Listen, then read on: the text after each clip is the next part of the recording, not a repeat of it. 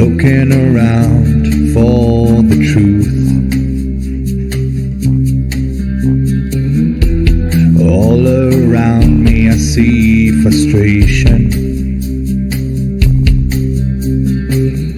and I looked all over till I found you. I sit and listen to your stories, and you're telling me, please don't worry. There's a lot in this world you should know, and love in life is where you should go. If you're looking for somewhere to go, if you're looking for someone to know, if you're looking for someone to guide you, then love in life will guide you. I know that life outside is so hard. There's a lot of things that can tear you apart. I know the roads sometimes feel lonely, but remember you're not the one and only. There's always someone there to help you, a helping hand to pull you through. There's only one thing you should do: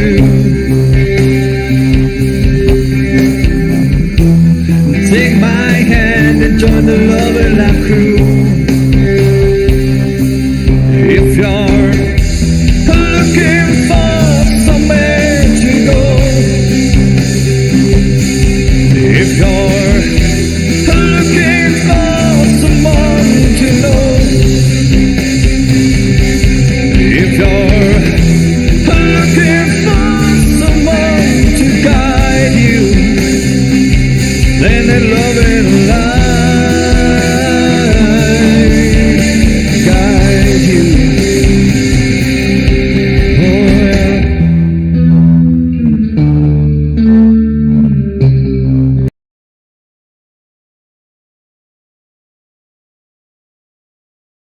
Goeienaand, good evening, fellow South Africans and citizens of the world, and welcome to tonight's live stream.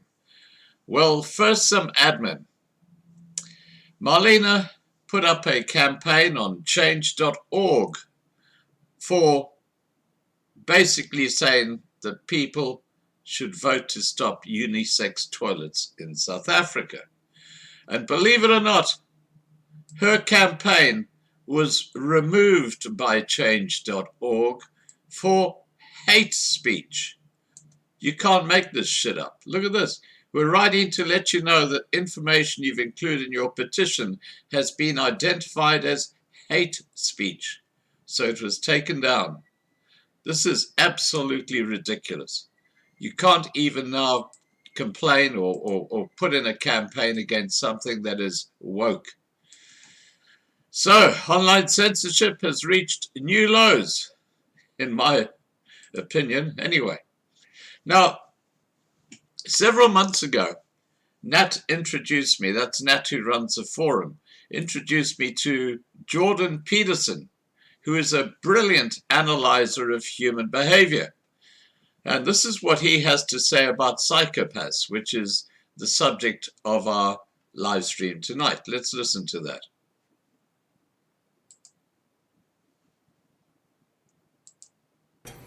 If you're preyed upon by a psychopath, which you will be to some degree at some point in your life, the psychopath, who will be narcissistic, will presume that you're stupid and that you deserve to be taken advantage of because you're naive and stupid. So it's actually a good thing that he's doing it. And his proof for, and I'm saying he because there are more male psychopaths, the proof that you're stupid, naive, is that he can take advantage of you. And so, like, if you were wiser, you'd be, you'd know his tricks, and then it wouldn't be morally necessary for him to show you just exactly who knows what about what. And so the psychopath will use his ability to fool you as proof of his own grandiose omnipotence, omniscience, and narcissism. And the problem with that is that you can be fooled by a psychopath, and virtually anybody can. So that Robert Hare, for example, who studied psychopaths for a long time and interviewed a lot of them, like hundreds of them, and videotaped many of the interviews, he said when he was talking to the psychopath, he always believed what they were saying. And then he'd watch the video afterwards and see where the conversation went off the rails. But, the proclivity to be polite in a conversation is very strong. And if you're polite, you don't object to the way that the person unfolds their strategy, And psychopaths are pretty good at figuring out how to manipulate, obviously, how to manipulate people. And the probability that you will be immune to that is extraordinarily low. Go watch Paul Bernardo being interviewed by policemen on YouTube. That's that's enlightening, man. Paul Bernardo, he's like the CEO of a meeting in that video, He gives the cops hell, he gives the lawyers hell, he protests his innocence. He basically tells them that they're rude and untrustworthy because they don't trust him because he did a few little things 17 years ago.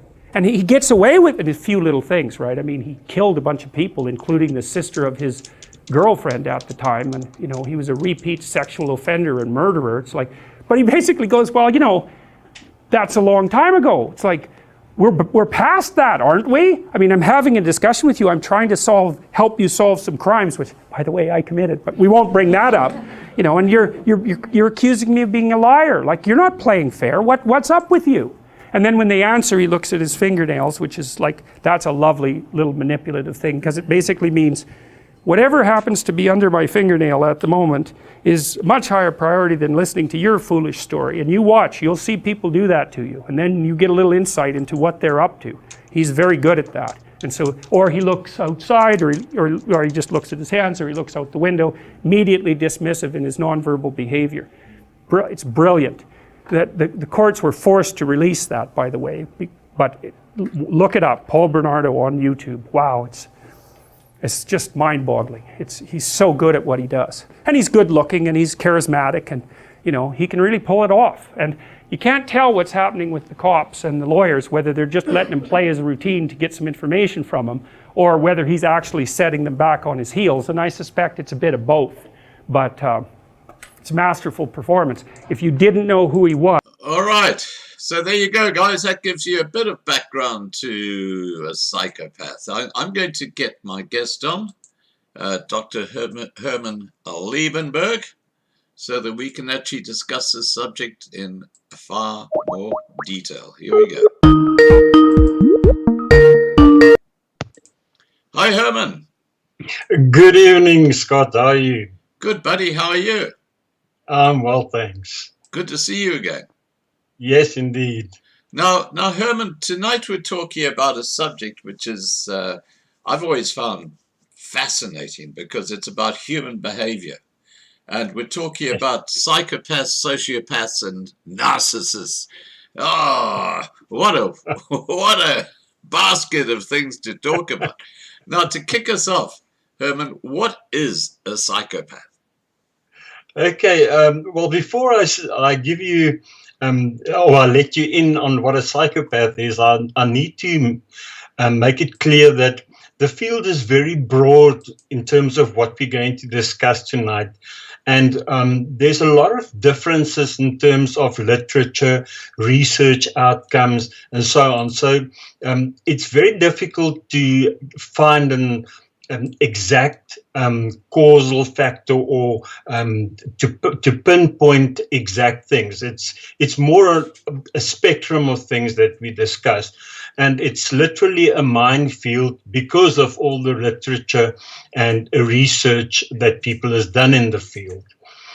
Now, to answer your question in terms of what a psychopath is, a psychopath is not an official diagnosis according to the Diagnostic and Statistical Manual 5. It is a term that is usually used within a legal context. So it boils down to a spectrum or a continuum of where a person falls in terms of his or her ability to interact and to relate to their environment in a meaningful way that's not offensive or deceiving in any way. So a psychopath is, in other words, something that is commonly used in the legal system, but we use different terminology in psychology and psychiatry when it comes to the word psychopathy. Right. Okay. So what is a psychopath? Okay. Well, there's basically two words. You find that people refer to psychopaths as well as sociopaths, and it's very often interchangeably used. To my mind, a psychopath versus a sociopath is based on a continuum where the psychopath seem to be more prone to biological influences, and your sociopath seem to be more influenced by environmental factors. But still, it's not an official diagnosis. It's only a literature that pinpoints some of the highlights of it. For a psychopath, it's usually very difficult to empathize and bond with people, where your sociopath is more prone to limited interaction with people in a social context and environment. The same is with aggression. Aggression amongst your typical psychopath versus your sociopath is the psychopath is goal-driven in terms of the aggression, whereas your sociopath is more of a reaction, an impulsive reaction to something. Your typical psychopath that's on the far end of the spectrum usually have lower levels of anxiety and anger, whereas your sociopaths seem to be more susceptible to acting out behavior, higher levels of anxiety and anger. We also know that your psychopaths tend to have more stable work environments as related to your sociopaths, who seem to get into trouble because they are more impulsive and they speak their mind, and it's difficult for them to maintain employment. Right. There's also the issue of your typical psychopath will try and avoid trouble through deceit and manipulation, whereas your sociopath tend to end up in trouble and clashes with the law. So it's basically on a spectrum, but it still does not make up an official diagnosis. Right. Now, okay, so we've got like a spectrum where at one end you got psychopaths, at the other you got sociopaths. Now, what behavior do they actually present that puts them into this category? What do they do? How do they manipulate? Okay. In psychology and psychiatry, we refer to the antisocial personality disorder. Now, that's a very specific disorder, and you have to follow the guidelines and tick them off if you work from a psychological point of view to delineate the possibility of an antisocial personality disorder. For example, they usually show a pervasive pattern of disregard for and violence of the rights of others.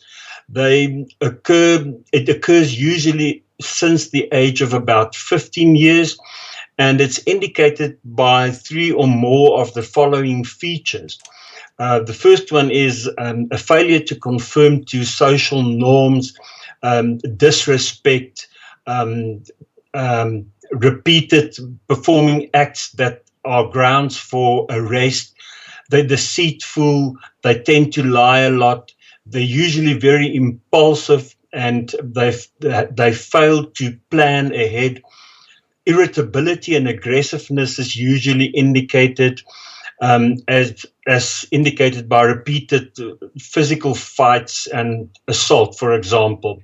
They also tend to be more reckless and disregard the safety of others as well as their own safety.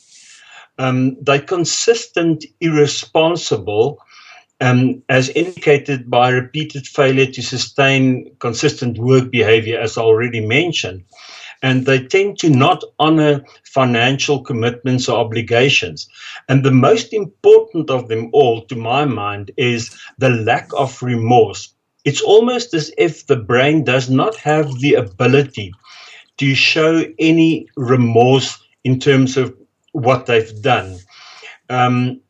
This is confirmed by a neuroimaging and neurological research done on them, where they found that the prefrontal cortical area of antisocial personality disorder have a kind of a dysregulation, as well as a dysregulation in terms of the amygdala.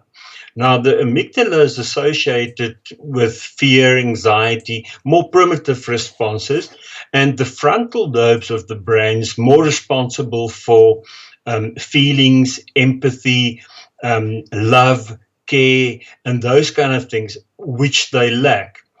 There's also evidence of a conduct disorder with the onset before the age of 15 years, which indicates that the person might have an antisocial personality disorder. And it occurs not exclusively during the course of schizophrenia or bipolar disorders. So that's in a nutshell what the diagnostic statistical manual describe. From personal experience, I do know that you get a variety of a lot of things. So a person doesn't have to fit all the criteria.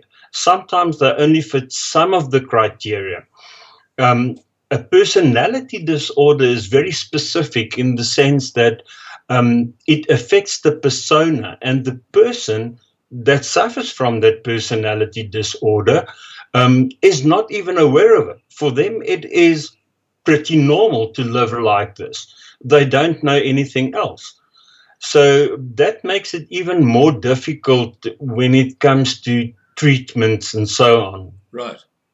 Well, you know, it's interesting because as the intro, I played a small piece by John Peterson, who's a fellow who analyzes human behavior, and he's, you know, pretty big on YouTube.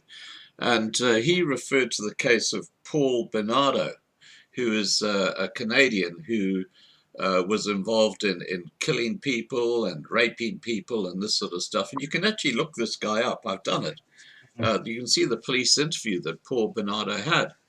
And he's a psychopath. And it's absolutely classic watching how this guy manipulates the police and the things he does. It's quite extraordinary. And he has absolutely no remorse. And in this interview, he basically is attacking the police for suggesting that he is a liar. And, you know, meanwhile, he's killed people. He raped 30 women. And it was like, well, you know, so what? It's absolutely extraordinary to watch that interview. Yes, they tend to deflect, and you gave a perfect example that he blames the police. Um, well, they usually do that. Uh, However, it's important to know that not all antisocial personality disorders are serial killers. There is a link, but you can't draw an inference that because a person have an antisocial personality disorder, that they are a serial or they will be a serial killer, because it's in essence based on individual merit of the person that you're working with. And that is why um, other factors that they bring into consideration is things like higher levels of testosterone amongst men. Men are also more prone to suffer from the antisocial personality disorder than women.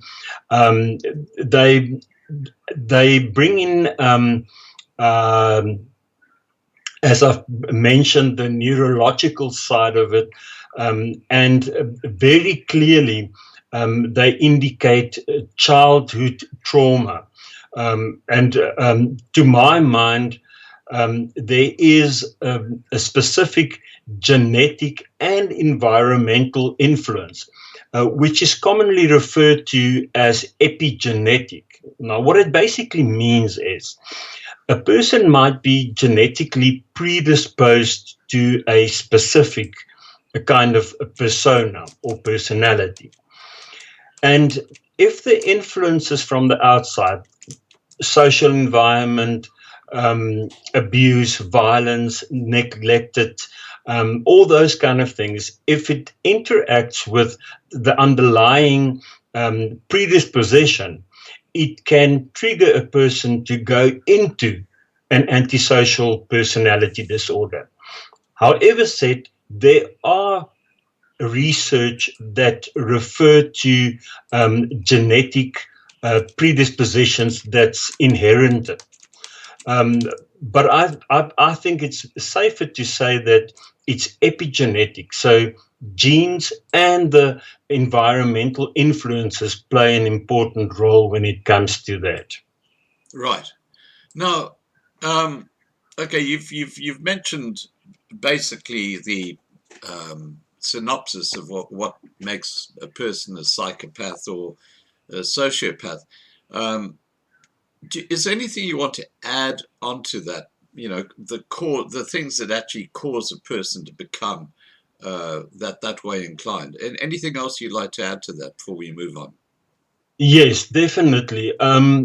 There's very clear indications that childhood trauma have a major impact on the development of this kind of disorder. Um, for example, let's say a child grow up in an environment where there's substance abuse by parents, um, there's a lot of violence, um, they feel rejected and isolated. For them, it becomes the norm, and they see it eventually as this is what life is all about, and this is what a relationship looks like. And then as adults, they are more prone to feel attracted to people who have the potential to show those kind of underlying psychological elements. Um, that's why it's not uncommon, for example, for um, let's take a lady who grew up with a father who was an alcoholic, who eventually end up also marrying an alcoholic. It's because the pattern in the brain seems familiar. Now, if a parent is deceitful and lying and controlling, then the child will mimic that during adult years.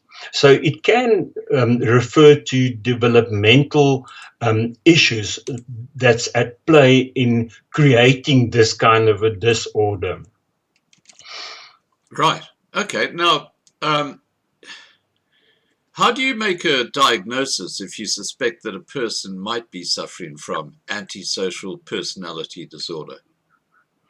Okay. The list that I've previously mentioned, obviously, from a psychological and psychiatric point of view, we look at that and we rate them according to it. There's various psychometric instruments that can be used in the process to confirm or deny any of these symptoms. However said, there's not a golden thread. And I believe that especially people working in the correctional services, where most of the antisocial personality disorders eventually end up in, because of crime and whatever they've done wrong, they eventually get to know the feeling of it, because an antisocial personality disorder have the ability to manipulate you to such an extent, and they manipulate psychologists and psychiatrists who've been years in the field. They are masters at deception. They are con artists par excellence. You know, they really have the ability to turn things around to the extent where even a mental health professional will feel sorry for them for what they've done. And that happens quite often. In South Africa, there were a couple of cases where therapists that worked with, amongst other serial killers, eventually fell in love with them and started having an affair with them or a relationship with them, which is so contradictory. It's almost like the Stockholm syndrome, where they embrace the perpetrator, because the perpetrator saved them from being killed or being abused by them, not knowing that they actually they hooked in on the deceit and the lying, and they're very convincing. Wow. So is there any treatment available for a person who's diagnosed with antisocial personality disorder? Scott, the reality of that is that you will never, ever find that a person with that disorder will come to therapy and seek help. It just doesn't happen. Not at all, because they don't perceive it as they have a problem. The only times when we see them is when they are referred by the legal system, and then they're forced. But they like to play a game with mental health professionals, especially if you're unexperienced.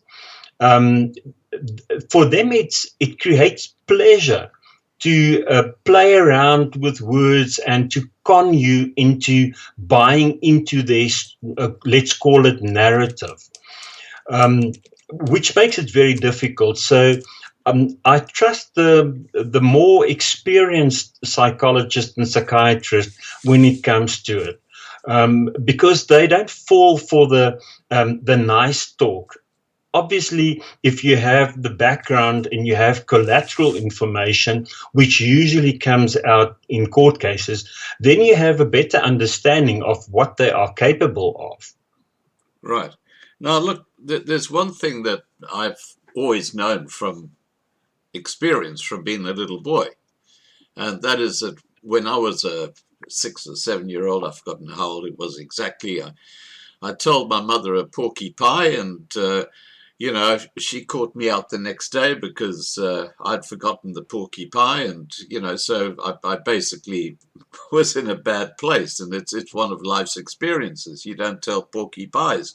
Now, from what you're saying to me, there's people with these antisocial personality disorders, they seem to live a life of lies. How do they keep track of all the lies that they've told? Well, I always say a liar must have a good memory.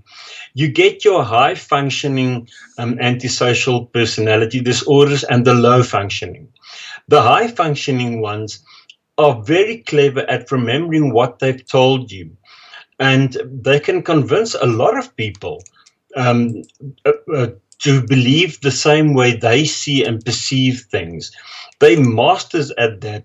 However, said the lower functioning ones usually don't remember what they've said or what they've told you, and you can then easily see that there's a discrepancy in terms of what they presented with initially and what they then all of a sudden later on tell you.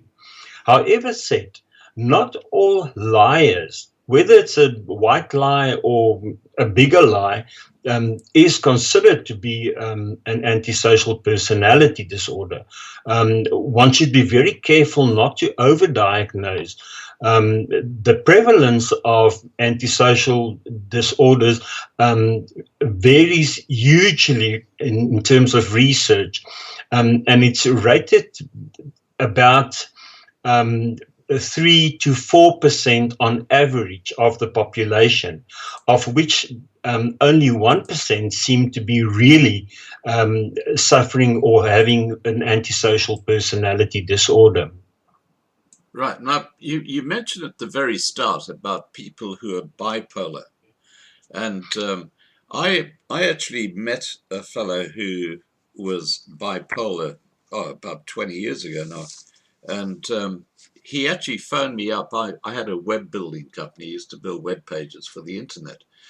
And he phoned me up and he said, look, I'd like to come and see you. I've got a project I want to publicize on the internet. So he came and saw me.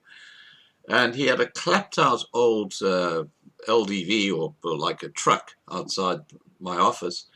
And he came and he had this sort of weird outfit. It was like almost like an Arab, you know, with a sort of white gown type thing on. And he sat down opposite me and he told me about this fantastic project he is going to be involved in. And he told me that he knew Richard Branson from Virgin Airlines, and he was behind his project and all this sort of shit. I mean, he really spun a wonderful yarn.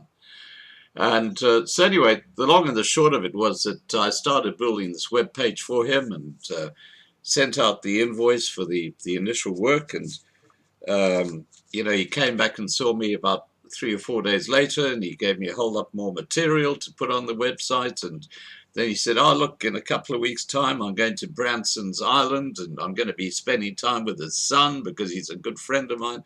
Carrying on like this. And I sucked it all in. I thought, gee, this guy's really got good connections.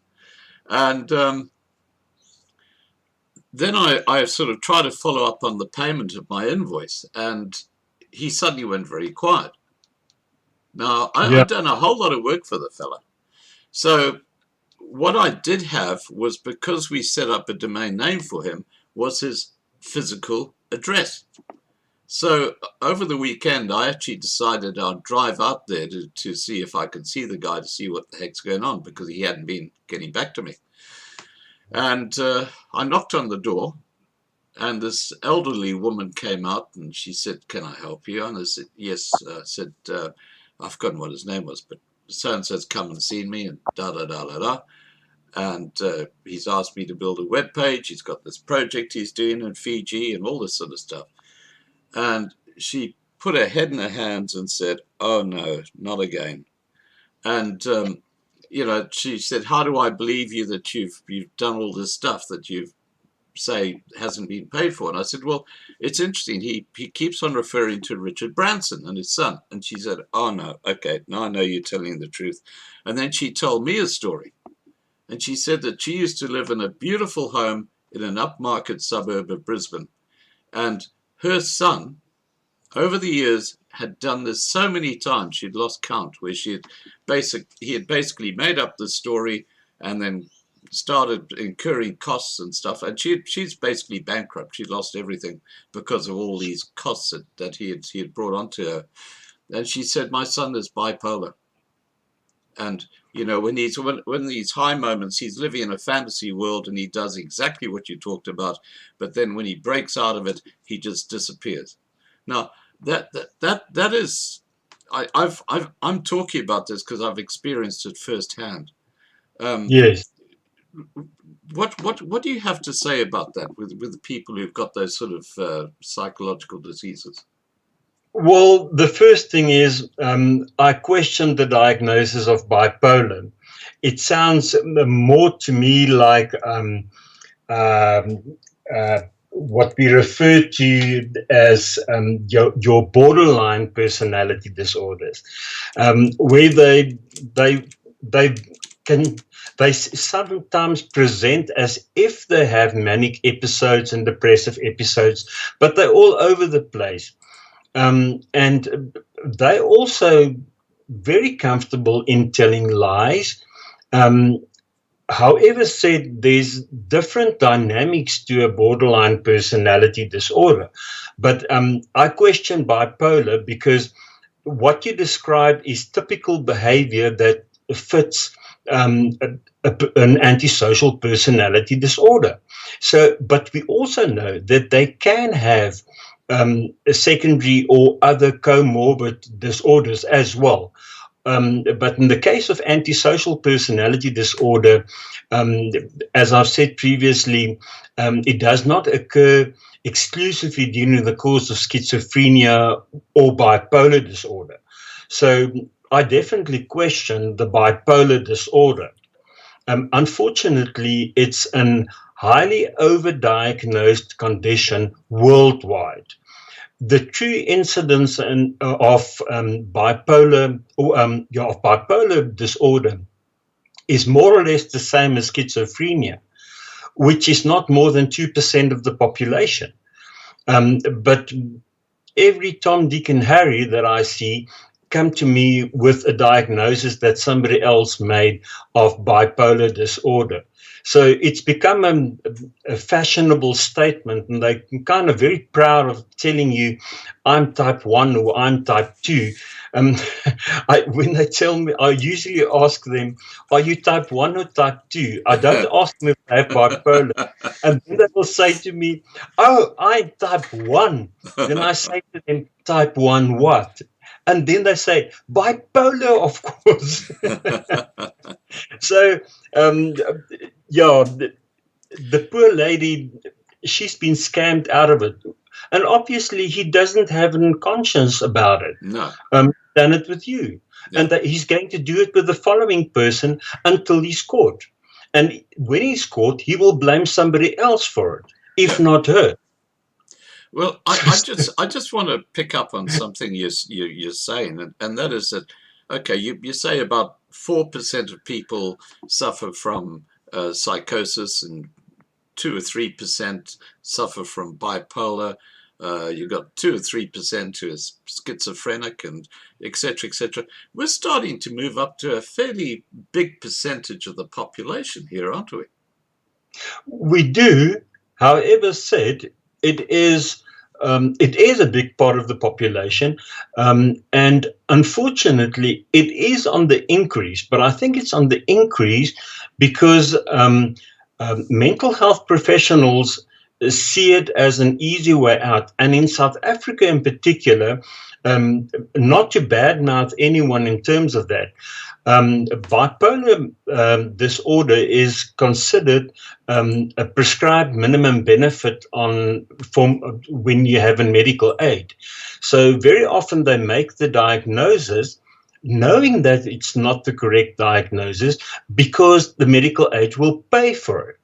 So that's something that we are very wary of in South Africa. But worldwide, and if I think of the COVID epidemic that we had, a lot of people showed very intense and odd psychological behavior, and they reacted differently to what or to how they know themselves. So they are stunned by it as well. So a worldwide epidemic like that can also have an impact on the statistics of these kind of disorders. Right. Now, you've just mentioned COVID, and obviously a lot of that behavioral issue was related to the lockdown. How much damage was done to especially children when it came to locking them down, preventing them from socializing with other kids. In your professional capacity, how much damage was done to people around the world through that? To my mind, immense.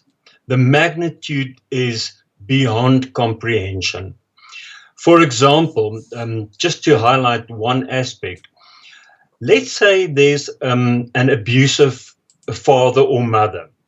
Now they're locked down. So the abuse is going to intensify because they can't relieve their frustrations and anger and irritations on things they otherwise would have done. They are actually locked in with their children.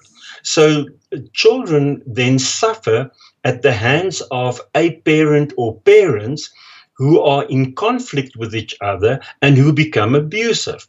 So that's a very typical example of the trauma that we see among children after this epidemic. And there are very many others, like being locked in is like being locked up.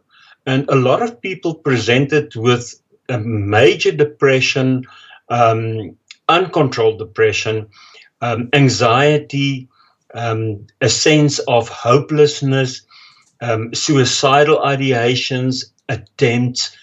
That was very common, which means that to be isolated in that sense just caused a major traumatic thing or occurrence worldwide. It's not only in South Africa, it's worldwide. Right. Now, let's get back to these personality disorders, and in particular, what is a narcissist? Because this term is bandied around with someone. If you don't like someone, you say he or she is a narcissist. So what is a narcissist, and what causes narcissistic behavior or traits? Okay.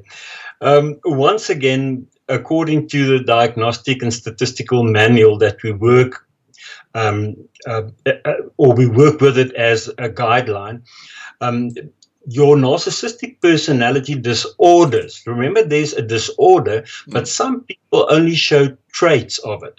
Now, the narcissistic personality disorder is a pervasive pattern of grandiosity, and it can be either in the form of behavior or fantasy, and they need a lot of admiration, and there's a lack of empathy, and it usually begins at early stages, adulthood, and it presents in various contexts, as indicated by, amongst others, a grandiose sense of self-importance, an exaggerated achievement, and talent, perception of themselves, and they recognize themselves as superior.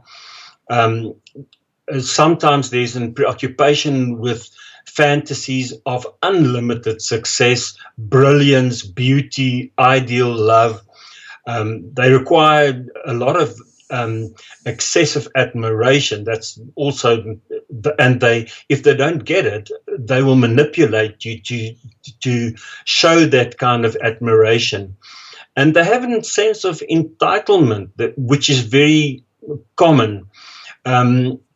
They are interpersonally exploitative, and they usually lack empathy. They're usually unwilling to recognize or identify with the feelings and needs of others. In other words, it kind of correlates to an extent with the antisocial personality disorder, and they're often envious of other people or believes that others are envious of him or her, and they show a lot of arrogance and haughty behaviors or attitudes. That's the common kind of symptomology that you find. However said, it comes from the Greek mythology, where Narcissus was looking in the water and he fell in love with the image of himself that he saw in the water. Yeah. And that's where the word narcissistic or narcissism comes from. Yeah. In in the broad sense, narcissism is very often a form of a defense mechanism.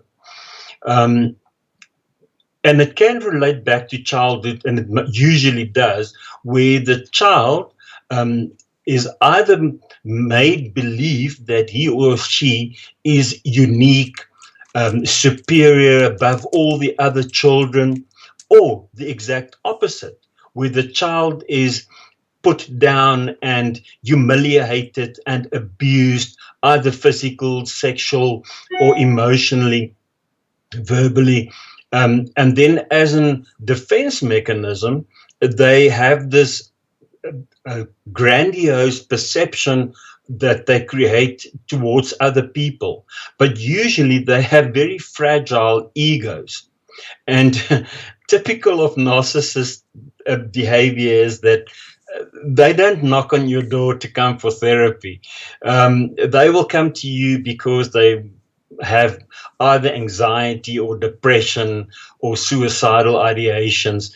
So you don't see they don't say to you, I'm a narcissist.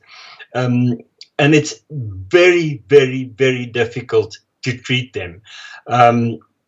What you can do, and the same as with antisocial personality disorders, the treatment, you focus on skills that they can acquire to cope better with what somebody else has diagnosed them with. So, and even then, the success rate is incredibly low. Although some scholars and researchers claim that they have good success, it is questionable.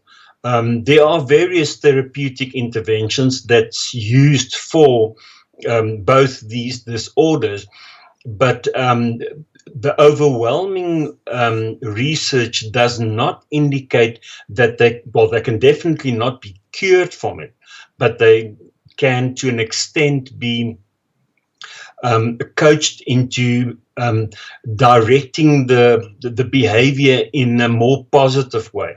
However said, if you work with an antisocial personality disorder in that sense, you can actually equip them with more skills to be more deceitful. So one should be very careful in what you do. And we usually work with the people who suffer at the hands of these kind of disorders. Children, women, husbands, partners, whatever the case might be, even employers can be at the beg and call of either a narcissist or an antisocial personality disorder. Now, just talking about a family situation, because this I find this fascinating, because what you find in a normal couple, you've got a guy who's got certain traits which complement the traits of a woman. So, in other words, they've got like different interests, they're strong in different areas, and they basically match because of these differences. Now, if you've got a man and a woman who are, let's say, married, and they're both narcissists, how could that work? It doesn't work. That's what I mean. They will be oppositional towards each other, because it will be a continuous battle to who's more superior than the other person. So, anything you can do, I can do better. Yeah, It makes me think of that song. Yeah, okay. In couple therapy, when I pick up on something like that, I immediately expose it, because then it becomes a battle of the wits. 24/7. My gosh, that would be a horror situation. Now, okay, let's look at this a bit, unpack this a bit. Does antisocial personality disorder and narcissistic personality disorder have anything in common? Yes, they do. It is not uncommon to have overlapping symptomology between the two. It is more common than what people really think. However said, the emphasis on the narcissistic personality is very often to be in control. And to give you a nice example, you see that among the battered wife syndrome, or battered husband syndrome, or battered partner syndrome, where they will make the other person believe that they are crazy, they insufficient, they're not self-worthy, they are weak, they are bad. That's a very common thing that narcissists do in relationships. But on the outside, they project a complete different image to society. And society very often like them as people, but they don't know what happens behind closed doors. So you get this kind of a double standard, if I may use the word in this context.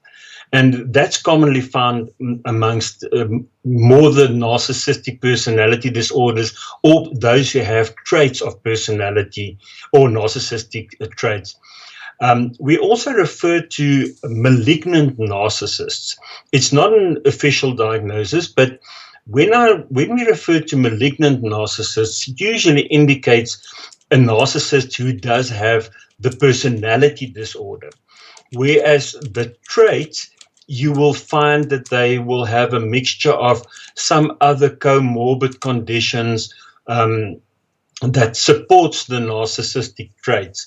So it's a matter of experience and knowing exactly what to look for, use the right psychometric assessments, correlate that with other psychometric results. And usually it's a good thing, especially if it's a psycho-legal thing. You can't go without collateral information. You have to get that. In that way, you can expose them. But they don't come to therapy, and especially if you comment on them being grandiose or narcissistic, they never come back to therapy. That is such a common thing to see. My personal style in therapy is to be very straightforward and upright about things. And if I pick up on something like that, I always try and explain the behavior without giving it a specific name. I found that because of the media, because of films, people tend to relate, for example, as I previously mentioned, serial killers to antisocial personality disorders, and narcissists are displayed in movies to be more extreme or different as to how they really present in real life. So I'm always very wary of that, but I tend to give back the symptoms that I become aware of. And if they ask me straightforward what it means, I will tell them this is what it implies. However said, your narcissists usually disagree with each and every symptom that you refer to. Yeah. Now, just with narcissists, I have a conspiracy theory that just about every politician is a narcissist. I mean, do you have a thought on that? Well, let me put it to you like this. I don't disagree with you. That is part and parcel of how they manage to keep a poker face. And they in the social sphere where they have to be in control and know what they say. So there's a lot of masking that takes place. Almost like the imposter syndrome that you find. So I agree with your statement. Yeah, to a larger extent. Obviously, there are some that are not in that category, but not many. No, not many. No. No. Okay, so what we can actually say now that governments are run by people with antisocial personality disorders? I would say more so narcissistic personality disorders Yeah, or traits yeah, as to antisocial personality. However, said you will have dictators. If we think of Hitler, for example, yeah. um, from what we know about his behavior, he was a narcissistic antisocial personality disorder. Um, and I mean, there are a couple of, or there's actually quite a few world leaders that's known to be very narcissistic. And without referring directly to a specific president or past president of the United States of America. Donald Trump. Okay, carry on. Oh, well, you said it, Scott, not me. No, that's fine. Well, if you look at the behavior, I mean, it's like a handbook case without any doubt. Yeah, so we can say that Donald Trump is a narcissist. Now, what about someone like Justin Trudeau? I mean, there's another classic case, as far as I'm concerned, of as a narcissist. But just talking about that, we've talked about percentages of the population that suffer from these different things. What percentage of the population would you estimate is narcissistic? It's very difficult to say because it varies in terms of research, but I would guess that it is more than what we actually think. Yes. To the extent that I will start rating it at about 15%. Wow, 15% of the population. There's a lot of people. I mean, if I think of over the years, I've been in private practice almost 3 decades now, and I've seen so many people who either have narcissistic personality disorder or who have outspoken traits of narcissism. And you can see them in social media as well. They try to control everything. They pose pictures of themselves as being very superior and all those kind of things. So social media exposes them and it creates a platform for them to do it. So social media is actually encouraging people to become more narcissistic, even if it's just the traits. Wow. Now, so if we add up all these percentages, including narcissists, we're looking at about 25% of the population. That's 1 in every 4 people has a personality disorder. That's extraordinary. Well, to a more or lesser extent, yes. The work of mental health practitioners has tenfold over the past few decades. Wow. Which is indicative of the fact that society is not geared to deal with the stresses of life. And it becomes more complicated and complex than what it ever has before. Media, or let me rather refer to information technology, has caused a lot of people to feel insecure, especially older generations, and it causes major stress for them. So unfortunately, information technology is a contributing factor to higher levels of stress and or other comorbid psychological, psychiatric conditions. Definitely so. Wow. Well, look, I've got to tell you, I've got a fairly high profile on social media, and you've got to have a skin like a rhino. I mean, some of the shit that goes on, it's just crazy. Now, just talking about these percentages that are increasing with people with personality disorders, do you think that can be also attributed to things like wokeism and the way that society has been manipulated into, this LGBTQ and all these different things? Is that playing a role in confusing people and causing the trouble? Absolutely. I actually commented to people that over the past 3 weeks, all of a sudden, I was bombarded on Facebook with things like aliens and UFOs and things. And I've never even searched the topic. It is none of my interest. But there are people who build these huge conspiracy theories around all these kind of things. Because they can't verify the facts. People think what they read on the internet is fact, which it isn't always the case.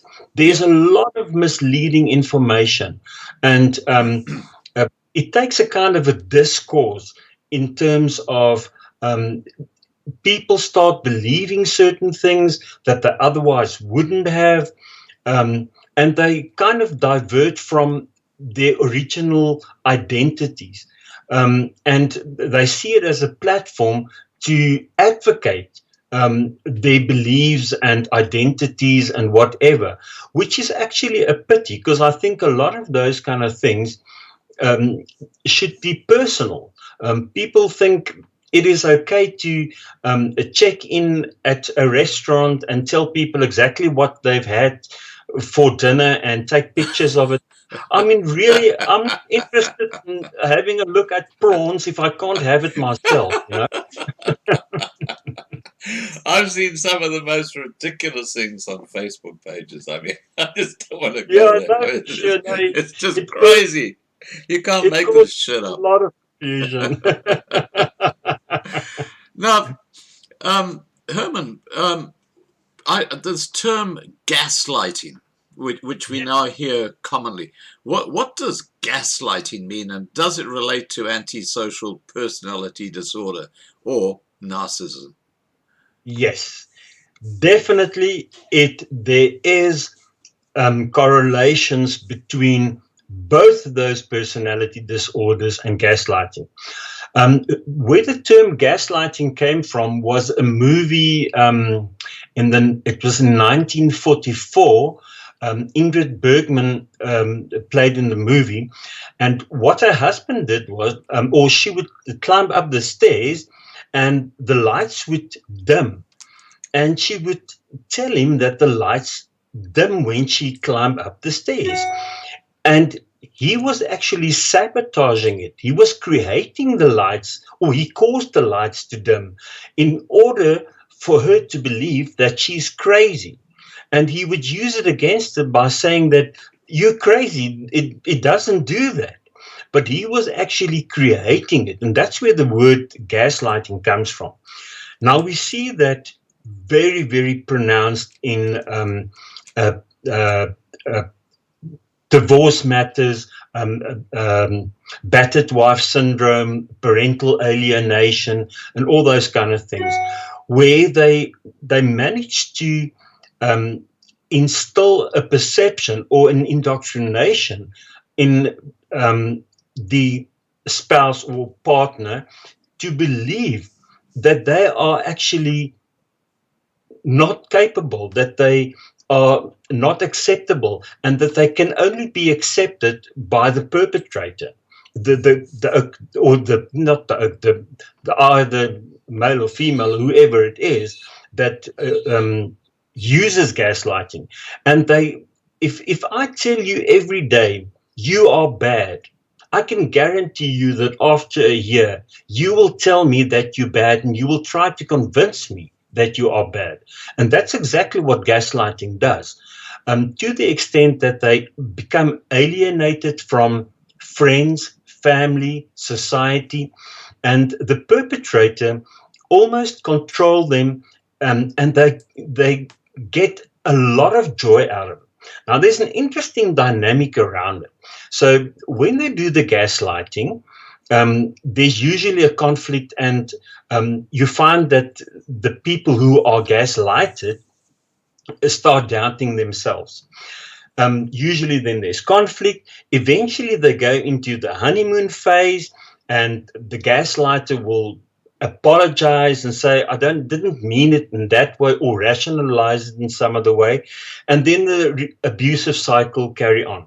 Gaslighting is a perfect form of emotional abuse and manipulation on a huge scale. And I can tell you, I have seen so many people in therapy who've been gaslighted to the extent that they have to see me in secret.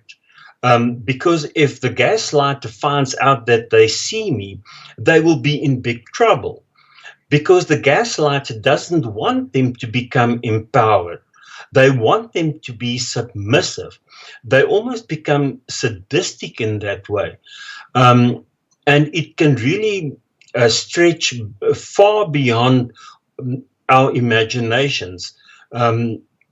So that is something that we very often see, especially if a person is very vulnerable. They become, a lot of them become suicidal, have suicidal ideations. They have no or little self-worth and respect, and they believe they're only good if the perpetrator makes them feel good, which the perpetrator controls. So it's the abusive pattern, the honeymoon phase, and the abusive pattern start all over again. Right. That's a terrible thing. Now, I believe that this gaslighting is particularly common when it comes to a narcissistic personality in a relationship. Yes, indeed it is. It definitely is, but it also correlates well with the antisocial personality disorders as well. To a more or less the joy they get out of it. It's like a game they play. The same as with serial killers. They have what we call a signature. So they tend to repeat certain patterns, and they do it in order to create almost like a rubber stamp of themselves that can't be identified. And that's where your profilers come in to analyze that behavior and pinpoint what kind of a person will be a serial killer. And in South Africa, we do have a couple of them, and we've had lots of success, especially under the watching eye of Dr. Pistorius. She's a world-renowned profiler, serial killer profiler, and she's done amazing work in the field. So, yeah, as I said, it's not per se to say that an antisocial personality disorder is a serial killer, but there is a correlation. Right. Now, you mentioned Pistorius. She's not related to Oscar Pistorius, is she? Yes, she is, but indirectly. Oh, okay, because it's an unusual name. That's why I asked. Now, look, Yeah, there's one personality disorder we really haven't touched on. I would like to touch on, and it's personal to me because many, many years ago, I actually met this lady through the internet, through one of these dating things, and we'd been out on a couple of dates, and I wasn't particularly impressed by what I'd seen, and she was driving, and I was the passenger in the front seat, just the two of us in the car, and we're driving along this country road, and I thought, well, this is a good time to tell her that I wanted to break things off, because I just didn't think it wasn't going to work. And up to that time, she'd been perfectly normal. She'd been just like a sweet lady, and we just chatted and so on. As soon as I did that, something happened. All of a sudden, yes, there was a different person sitting next to me, and this person was like aggressive. It almost, the voice changed. It was freaky. And then she was driving recklessly. She sped up and she said, "We're not going to get there." And she was overtaking cars and corners and stuff like this. And I thought, Jesus, what's going on here? Now, clearly she had schizophrenia because the personality changed just like that. How does that work?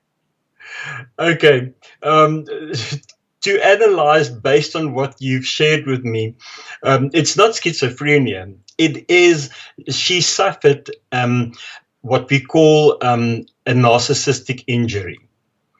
And it is well known that if a narcissist gets injured and they don't get their way, they are the kind of people that tend to stalk their exes and threat them and those kind of things. So she displayed a perfect example of a narcissistic injury.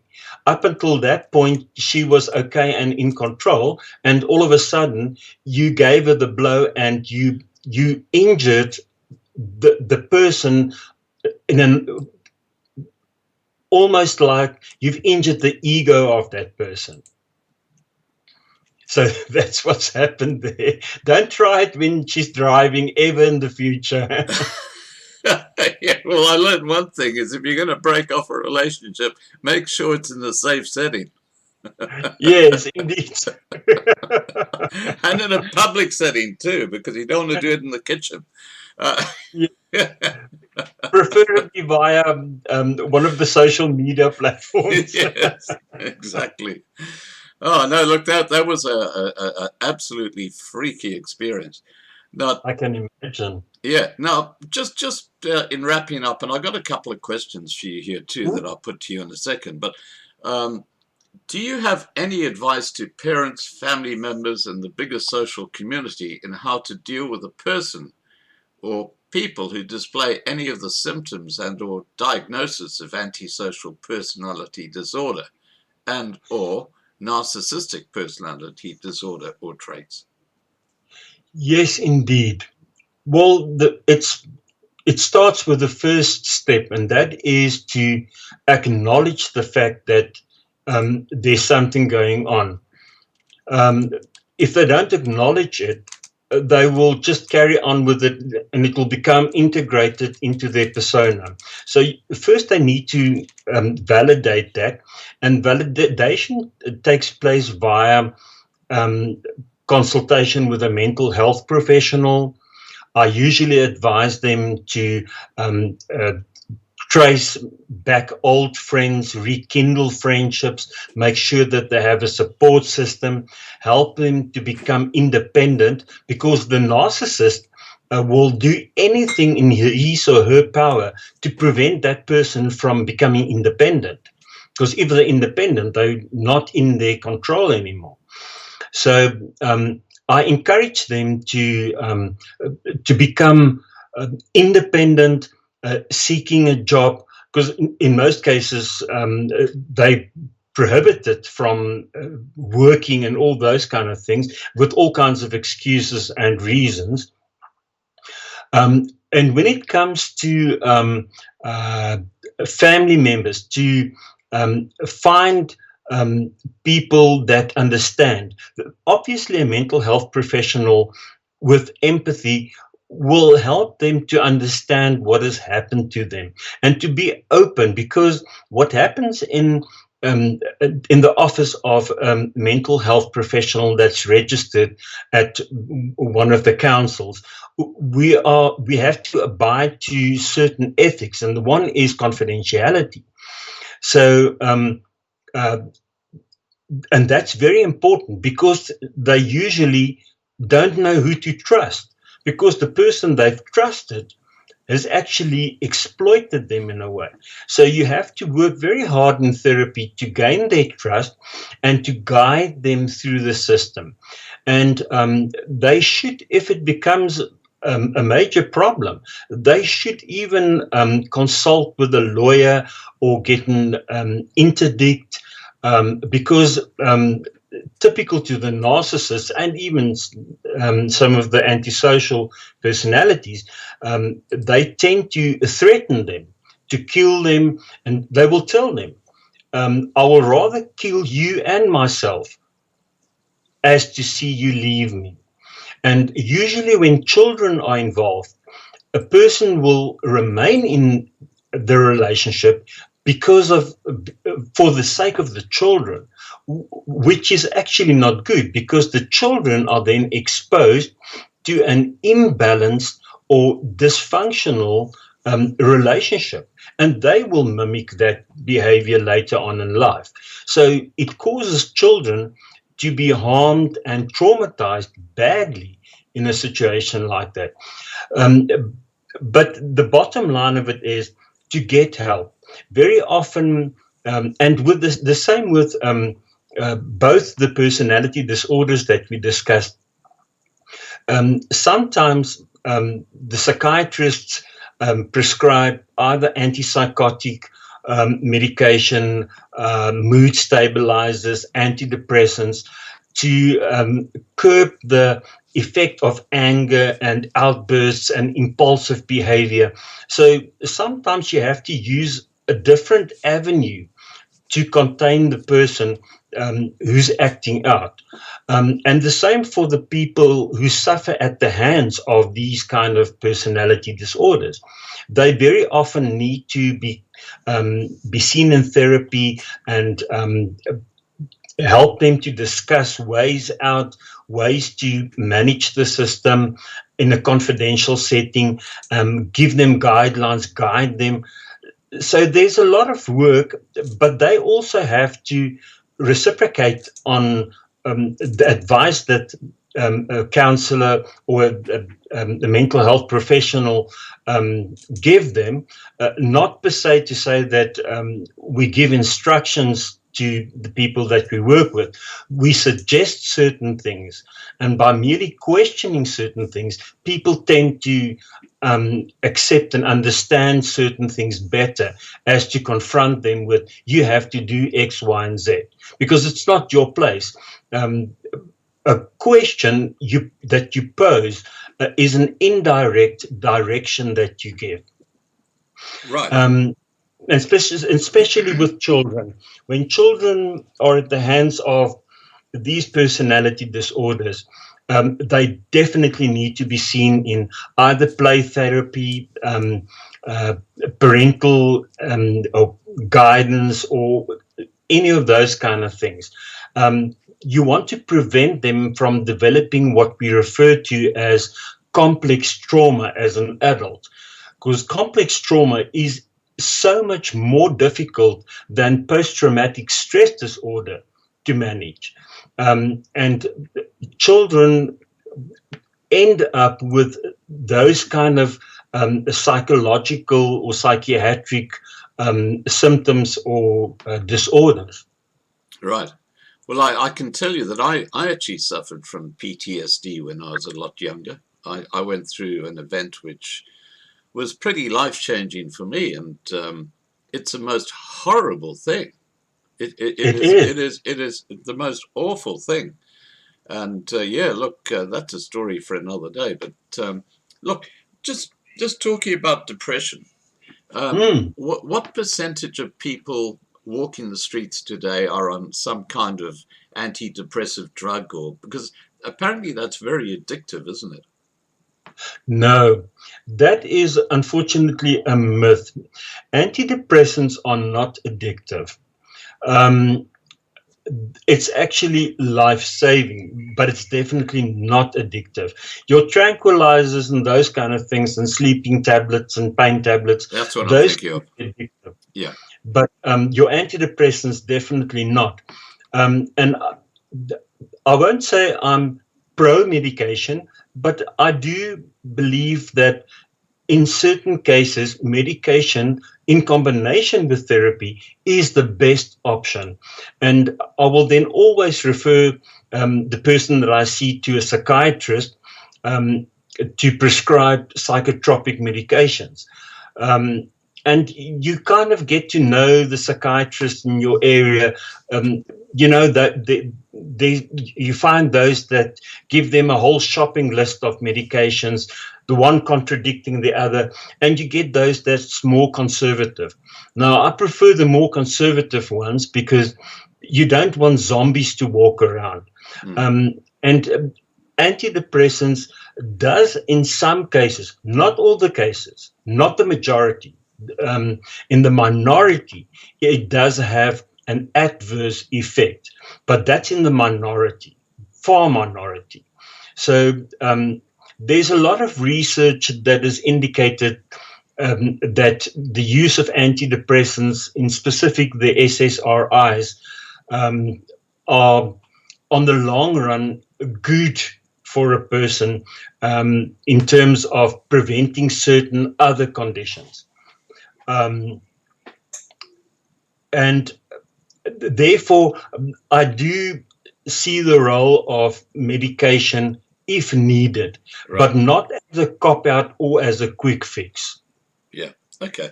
Now, look, there's so many other things that we could talk about, but we'll leave that for another day.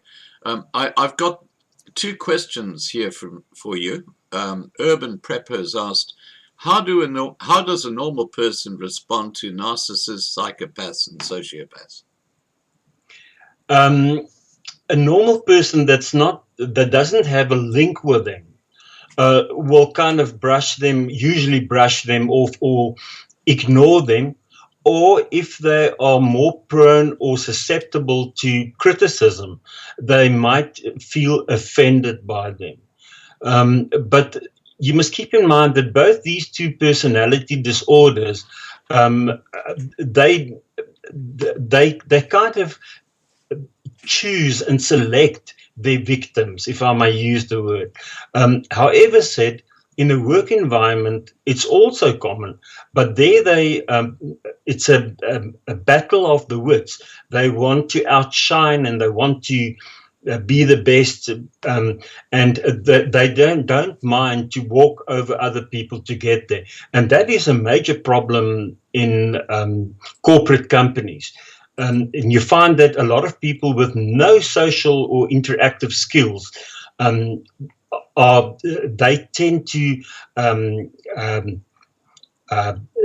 hold high positions, and they're not equipped to deal with personalities. They're equipped to deal with the task, not with the person.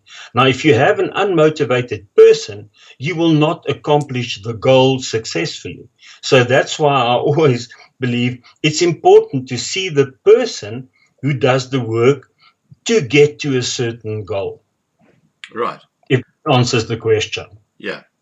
Now, one final question, then we'll wrap this live stream up. Garnet or Mark says, Dr. Liebenberg, is there a term for a person who is sincere but talks a lot, barely allowing others to speak because they feel they are correct all the time? Yes. It's known that your narcissistic personality or traits are prone to do that. Well, apart from psychologists who speak all the time, we sometimes listen, I have to acknowledge. I've got to stop interrupting guests, or I'm going to be called a narcissist. Don't worry, I've already made the sum. We can talk about that offline. Great stuff. All right. Look, Hermann, it's been an absolute pleasure talking to you, and I look forward to having you back on Loving Life TV, probably in the new year, I guess, because we're now nearly at the end of 2022. It's incredible how this year has flown. But, yes, it is. Yeah, look, just have a great Christmas, a great relaxing time over that period. Let all these sociopaths and schizophrenic people and narcissists and all these weird and wonderful personality disorders just disappear while you enjoy your Christmas break. I will do my best. And thank you for having me on your show, your the TV channel. I think it's great having it's great what you do in terms of broadcasting information like this. People are uninformed, and this is really a helpful kind of thing. And I also enjoy it. So thank you very much for having me on your show. Yeah, it's been a pleasure, and I as I say, I look forward to having more of these in the future. Now, just in wrapping up, is there something, a message you'd like to give to people? Well, if there's one message I want to give to people is it's going to sound odd, but if they are in a situation where they deal with a perpetrator, trust your gut. Now, your gut is something that you feel on the inside, and usually your gut is right. So there's various ways of describing it, but people can usually rely on what they know about themselves on the inside and seek help. The help is available. Seek help if you in a double-binded situation, you don't know how to get out of it, because help is really available. There's no reason for anyone to suffer either at their own hands or the hands of someone else. Right. Okay. Thank you so much. And I just want to say once again, great live stream, really informative. Really enjoyed it, and we look forward to having you back. And yeah, have a great evening and take care. Thank you very much. Same to you. Okay. Bye for now. Keep on. Bye. Bye-bye. All right, guys, that was Dr. Hermann Liebenberg, and we were talking about personality disorders. And clearly, I'm going to have to stop interrupting people or during live streams. I'm going to be called a narcissist. So, on that positive or not so positive note, I'm going to wrap up this live stream. And thanks to the mods who do a great job on looking after the side chat. And let's wrap this up with Op ons Rots, the theme song for Loving Life, produced by Anton Thomas. Here we go.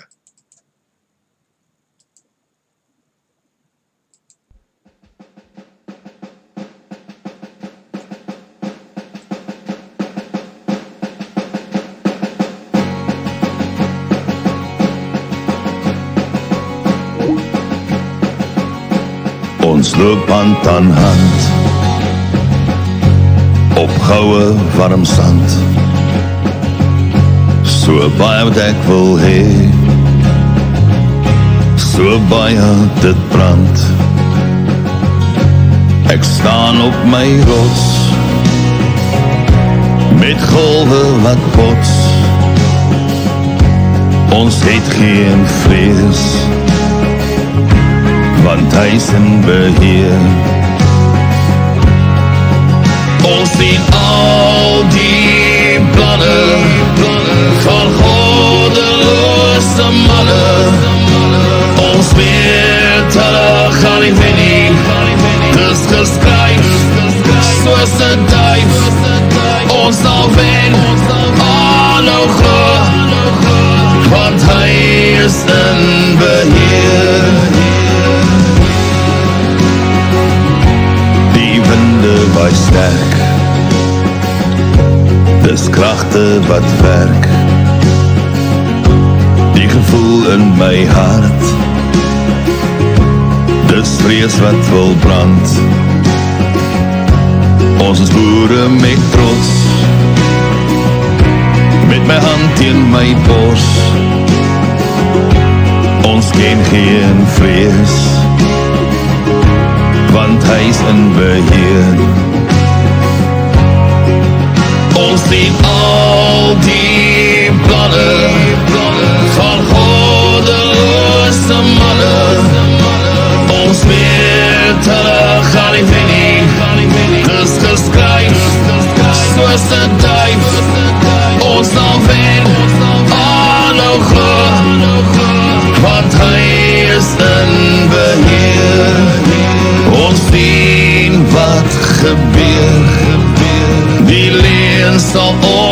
die steen, kom slaan nog een keer. Ek is stil, want ek weet, hy is in beheer.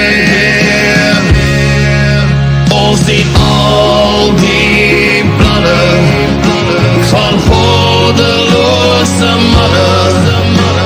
Ons weet, hulle gaan nie wen nie.